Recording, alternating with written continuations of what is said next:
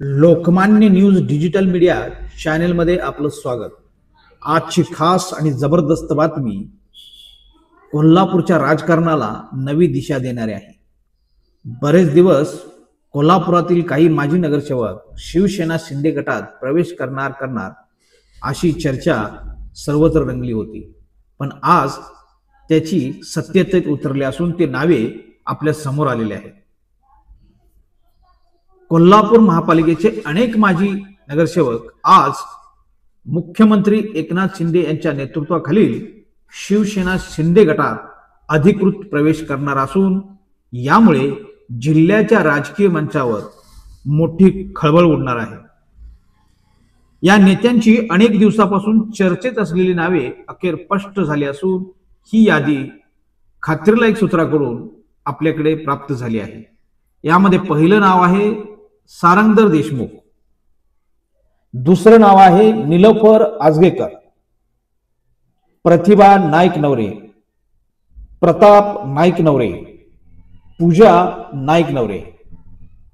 त्याचबरोबर पुढचं नाव आहे रीना कांबळे, ललिता बारामते, गीता गुरव, जहांगीर पंडित आणि अलीकडेच भाजपमधून दुसऱ्या गटात प्रवेश केलेले सावंत यांची पत्नी संगीता सावंत, रेखा पाटील, भरत लोखंडे, अनुराधा खेडकर, अभिजित चव्हाण जे माजी नगरसेवक आहेत ते पूर्वीच शिवसेनेतून निवडून आले असून आता ते शिवसेना शिंदे गटात प्रवेश करत आहेत।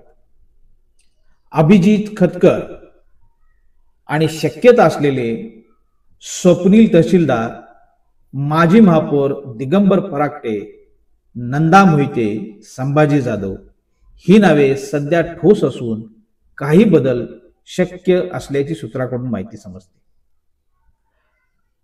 या पक्षप्रवेश सोहळ्यास मुंबईत भव्य स्वरूपात आयोजन करण्यात आले असून यावेळी स्वतः उपमुख्यमंत्री एकनाथ शिंदे साहेब हे या मान्यवरांना पक्ष प्रवेश करून देणार आहेत।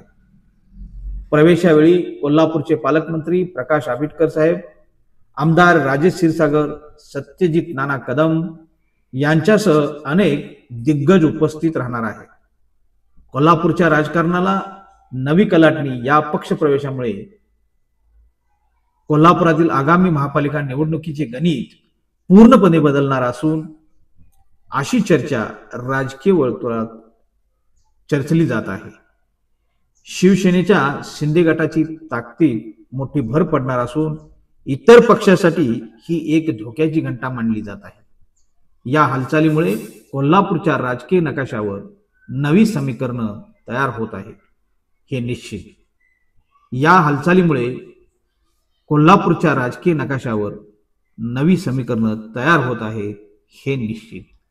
अधिक अपडेट जाणून घेण्यासाठी आपल्या चॅनलशी जोडलेले रहा। Lokmanya news digital media channel subscribe करा, शेअर करा। तुमचा आवाज, तुमची बातमी।